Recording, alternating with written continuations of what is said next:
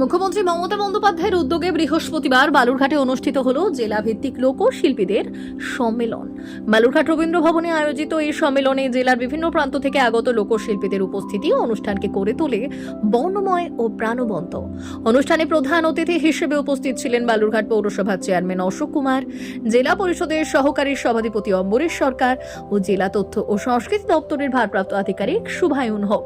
এছাড়াও অনুষ্ঠানে উপস্থিত ছিলেন আরও অনেক বিশিষ্ট ব্যক্তিবর্গ।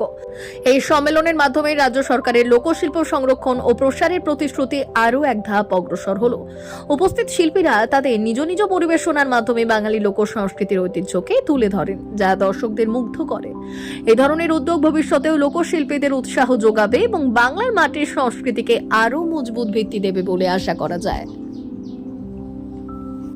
জন্য কি উদ্দেশ্য আছে একটু যদি বলেন। এটা আমাদের মুখ্যমন্ত্রী তরফ থেকে মানে আমাদের যে শিল্পী সমন্বয়ে একটা উৎসব করা হচ্ছে। এখানে শিক্ষা চর্চা হচ্ছে।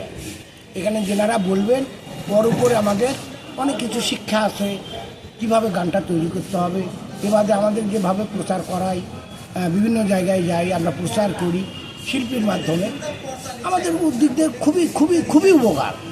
আমরা দুস্থ শিল্পী, আমাদের যেভাবে তাকাইছে এটাই আমরা গর্ব করি। কিরকম লাগছে? খুবই ভালো লাগে। এইরকম প্রোগ্রাম কি আরো হওয়া দরকার? হ্যাঁ, দরকার তো, আমাদের প্রোগ্রামেরই তো দরকার।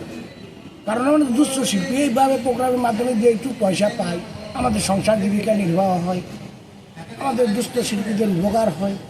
প্রোগ্রাম আমরা চাই আরও হোক। আর এই প্রচারটা কীভাবে করেন? প্রচারটা গানের মাধ্যমে করি, কেউ খনগানের উপর করে, আদিবাসীরা নৃত্যের মাধ্যমে প্রচারটা করে। আমাদের পশ্চিমবঙ্গ মুখ্যমন্ত্রীর যেসব পরিকল্পনা তার উপর ভিত্তি করে আমরা প্রোগ্রাম করি। আপনার নাম?